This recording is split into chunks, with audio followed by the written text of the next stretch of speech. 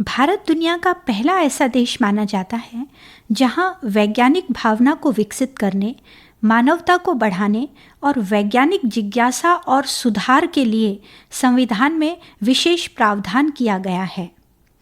भारत के संविधान में मौलिक कर्तव्य के चतुर्थ भाग ए अनुच्छेद 51A(h) में इसका उल्लेख किया गया है। इसके पीछे छिपी मूल भावना का संबंध निश्चित तौर पर देश की उस दूरदृष्टि सोच को दर्शाता है जिसमें यह समझ लिया गया था कि भारत में विज्ञान और प्रौद्योगिकी ही देश की समग्र प्रगति और विकास के महत्वपूर्ण वाहक हो सकते हैं। यही कारण है कि स्वतंत्रता के बाद एक तरफ भारत गरीबी, खाद्यान्न सुरक्षा और बाहरी आक्रमण की चुनौतियों से जूझते हुए संवैधानिक रीति से स्वयं को स्थापित करने का प्रयास कर रहा था, तो दूसरी ओर वैज्ञानिक और तकनीकी प्रगति से विकास के हल खोजने की तैयारियों में भी जुटा हुआ था। भारत ने सबसे पहले योजनाबद्ध वैज्ञानिक विकास के लिए मार्च 1958 में संसद में विज्ञान नीति पारित की थी। साथ ही साथ राष्ट्रीय दृष्टि से महत्वपूर्ण और नवीन उभरते क्षेत्रों के लिए वैज्ञानिक एवं औद्योगिक आवश्यकताओं की पूर्ति हेतु विज्ञान और प्रौद्योगिकी, अंतरिक्ष, कृषि, पर्यावरण, महासागर विकास, गैर परंपरागत ऊर्जा स्रोत, जैव प्रौद्योगिकी, राष्ट्रीय प्रतिरक्षा, संचार आदि के लिए अलग मंत्रालयों और विभागों की स्थापना की गई। इनके अंतर्गत विभिन्न वैज्ञानिक शोध संस्थानों को मूलभूत तथा प्रयुक्त विज्ञान में शोध के लिए स्थापित किया गया। वैज्ञानिक एवं औद्योगिक अनुसंधान परिषद, भारतीय अंतरिक्ष अनुसंधान संगठन, भारतीय कृषि अनुसंधान परिषद, रक्षा अनुसंधान एवं विकास संगठन, परमाणु ऊर्जा आयोग तथा भारतीय आयुर्विज्ञान अनुसंधान परिषद जैसी सर्वोत्कृष्ट वैज्ञानिक संस्थाओं के अंतर्गत आने वाले अनेक संस्थानों के अनुसंधानों के बल पर भारत की गिनती आज विश्व के चुनिंदा विज्ञान और प्रौद्योगिकी संपन्न देशों में होने लगी है। हालांकि वैज्ञानिक तथा औद्योगिक अनुसंधान परिषद यानी CSIR की स्थापना स्वतंत्रता से पूर्व सन 1942 में एक स्वायत्त संस्था के रूप में हो चुकी थी। वर्तमान में वैज्ञानिक तथा औद्योगिक अनुसंधान परिषद भारत की सबसे बड़ी अनुसंधान एवं विकास संस्था है। यह एक अखिल भारतीय संस्थान है जिसमें 38 राष्ट्रीय प्रयोगशालाओं, 39 दूरस्थ केंद्रों, 3 नवोन्मेषी परिसरों और 5 इकाइयों का एक सक्रिय नेटवर्क सतत कार्य कर रहा है। CSIR के कुछ प्रमुख संस्थानों में राष्ट्रीय समुद्र विज्ञान संस्थान गोवा, राष्ट्रीय पर्यावरण अभियांत्रिकी अनुसंधान संस्थान नागपुर, केंद्रीय औषधीय अनुसंधान संस्थान लखनऊ, कोशिकीय एवं आणविक जीव विज्ञान केंद्र हैदराबाद, जीनोमिकी और समवेत जीव विज्ञान संस्थान दिल्ली, भारतीय पेट्रोलियम संस्थान देहरादून और उन्नत पदार्थ तथा प्रसंस्करण अनुसंधान संस्थान भोपाल आदि शामिल हैं। CSIR संस्था अपने इन विविध संस्थानों के माध्यम से रेडियो एवं अंतरिक्ष भौतिकी, समुद्र विज्ञान, भूभौतिकी, रसायन, ड्रग्स, जीनोमिक्स, जैव प्रौद्योगिकी और नैनो टेक्नोलॉजी से लेकर खनन, वैमानिकी, उपकरण विज्ञान, पर्यावरण अभियांत्रिकी और सूचना प्रौद्योगिकी तक के विस्तृत विषयों पर देश के लिए सार्थक और लाभकारी अनुसंधान कार्य कर रही है। इन वैज्ञानिक विषयों से हटकर एक और विषय अंतरिक्ष विज्ञान का आता है जिसमें भारत आजकल दुनिया का अग्रणी देश बन चुका है। महान वैज्ञानिक डॉक्टर विक्रम साराभाई यह मानते थे कि अंतरिक्ष के संसाधनों में इतना सामर्थ्य है कि उनके माध्यम से देश की वास्तविक समस्याओं को दूर किया जा सकता है। अपने इसी दृढ़ विश्वास के साथ उन्होंने भारतीय अंतरिक्ष कार्यक्रम का नेतृत्व करने के लिए एक दल गठित किया था।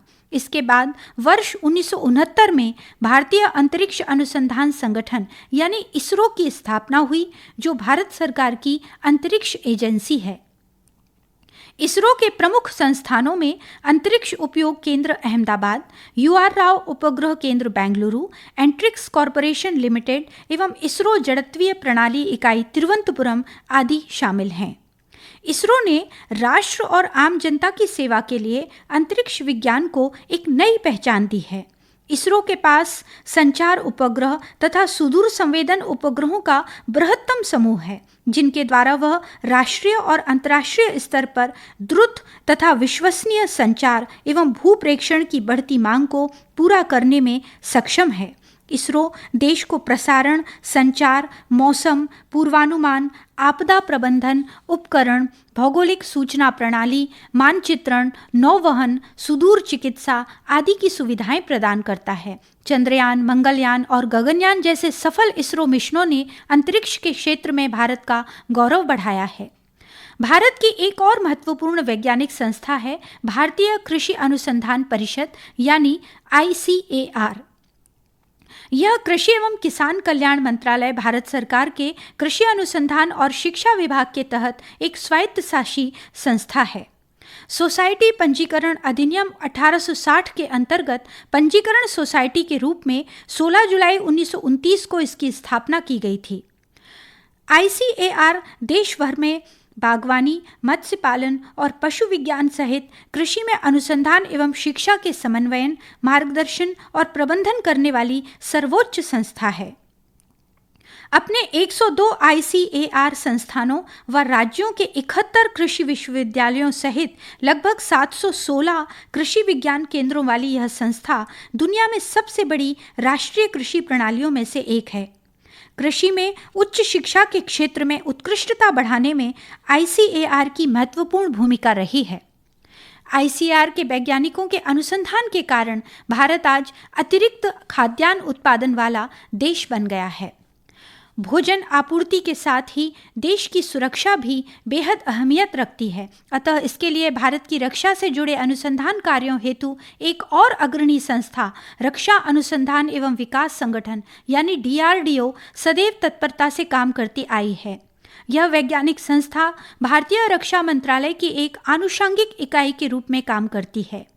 इसकी स्थापना सन 1958 में भारतीय थल सेना एवं रक्षा विज्ञान संस्थान के तकनीकी विभाग के रूप में की गई थी। वर्तमान में इसकी 52 प्रयोगशालाओं के माध्यम से रक्षा प्रौद्योगिकी के विभिन्न क्षेत्रों जैसे वैमानिकी, आयुध, लड़ाकू वाहन, इलेक्ट्रॉनिक्स, इंस्ट्रूमेंटेशन, इंजीनियरिंग प्रणालियों, मिसाइल, नौसेना प्रणाली, उन्नत कंप्यूटिंग, सिमुलेशन, साइबर, हाइपरसोनिक प्रौद्योगिकियों, क्वांटम कंप्यूटिंग और संचार, कृत्रिम बुद्धिमत्ता, जीवन विज्ञान, प्रशिक्षण, सूचना प्रणाली तथा कृषि से जुड़े शोध कार्य DRDO में चल रहे हैं। कोरोना महामारी के संकट काल में DRDO ने अपनी अति उत्कृष्ट प्रौद्योगिकियों की सहायता से सामाजिक योगदान की अनूठी मिसाल पेश की है। DRDO ने केंद्र सरकार के विभिन्न विभागों और राज्य सरकार की भागीदारी के साथ देश भर में न केवल हजारों की संख्या में चिकित्सा ऑक्सीजन संयंत्र बल्कि लगभग 10,000 बिस्तर वाले कई कोविड अस्पताल स्थापित किए। देश की सुरक्षा के साथ साथ नागरिकों को बेहतर गुणवत्ता का जीवन स्तर उपलब्ध कराने के लिए भारत को और अधिक शक्ति संपन्न बनाने के उद्देश्य से एक और स्वायत्तशासी वैज्ञानिक संस्था भारतीय परमाणु ऊर्जा आयोग की स्थापना 10 अगस्त 1948 को की गई थी। यह वैज्ञानिक संस्था भारत को उच्च ऊर्जा के क्षेत्र में आत्मनिर्भर बनाने, नाभिकीय और विकिरण प्रौद्योगिकियों एवं उनके अनुप्रयोगों के विकास और विस्तार के माध्यम से लोगों को पर्याप्त, सुरक्षित एवं पौष्टिक भोजन और बेहतर स्वास्थ्य सुरक्षा उपलब्ध कराने में महत्वपूर्ण योगदान दे रही है। इसके अंतर्गत कार्यरत 5 शोध केंद्र भाभा परमाणु अनुसंधान केंद्र मुंबई, इंदिरा गांधी परमाणु अनुसंधान केंद्र कलपक्कम, राजा रमन्ना उन्नत प्रौद्योगिकी केंद्र इंदौर, परिवर्तनीय ऊर्जा साइक्लोट्रॉन केंद्र कोलकाता तथा परमाणु खनिज अन्वेषण और अनुसंधान निदेशालय हैदराबाद परमाणु ऊर्जा और प्रौद्योगिकी के क्षेत्र में लगातार शोध कार्य कर रहे हैं। भारत सरकार के स्वास्थ्य एवं परिवार कल्याण मंत्रालय के अंतर्गत आने वाली एक और संस्था है भारतीय आयुर्विज्ञान अनुसंधान परिषद यानी ICMR। यह भारत में जैव चिकित्सा अनुसंधान हेतु निर्माण, समन्वय और प्रोत्साहन के लिए शीर्ष संस्था है। यह विश्व के सबसे पुराने आयुर्विज्ञान संस्थानों में से एक है। ब्रिटिश काल में देश में चिकित्सा अनुसंधान को प्रायोजित और समन्वित करने के उद्देश्य से सन 1911 में भारतीय अनुसंधान निधि संघ के रूप में इसकी स्थापना की गई थी। स्वतंत्रता के बाद इसमें कई बदलाव करके सन 1949 में भारतीय आयुर्विज्ञान अनुसंधान परिषद के रूप में इसे फिर से तैयार किया गया। वर्तमान में ICMR के 26 अनुसंधान संस्थानों और 5 क्षेत्रीय चिकित्सा अनुसंधान केंद्रों के माध्यम से गहन चिकित्सकीय शोध किए जा रहे हैं। इसके विशिष्ट अनुसंधान क्षेत्रों में तपेदिक, कुष्ठ रोग, हैजा, डायरिया, एड्स, मलेरिया, कालाजार, वेक्टर नियंत्रण, पोषण, प्रजनन, इम्यूनोहेमेटोलॉजी, ऑन्कोलॉजी, चिकित्सा सांख्यिकी आदि शामिल हैं। कोरोना महामारी से सुरक्षा के लिए ICMR ने ही सीरम इंस्टीट्यूट ऑफ इंडिया के कोविशील्ड और भारत बायोटेक के कोवैक्सीन टीकों को विकसित करने में महती भूमिका निभाई है।